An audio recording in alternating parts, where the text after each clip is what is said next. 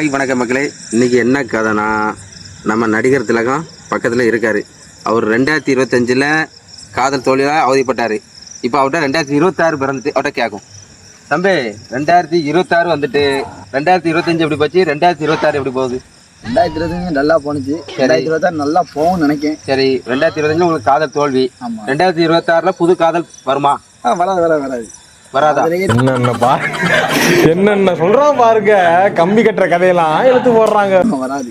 உங்க அப்பா அம்மா பாக்குற பொண்ணை தான் கல்யாணம் பண்ணிப்பியா? ஆமா. அப்படி உங்க கண்ணு வேற ஏதாவது பிள்ளைல பாக்காதா? எங்க போனாலும் பிள்ளைல பாக்கும், சைட் அடிக்கும். சைட் மட்டும் அடிக்கும், லவ் பண்ணாது. ஒன்லி பிளே பாயா மாற போறீங்களா? பிளே பாய்னு சொல்ல முடியாது, only sight. Only sighting. Sight மட்டும் அடிப்பேன் 2026. எந்த பிள்ளைக்கும் நீ லவ் பண்ண போறது கிடையாது, அப்படிதானே? கடைசி வரைக்கும் லவ் பண்ண போறது அப்பா அம்மா சொல்ற பொண்ணை தான் கல்யாணம் பண்ணிக்க போறியா?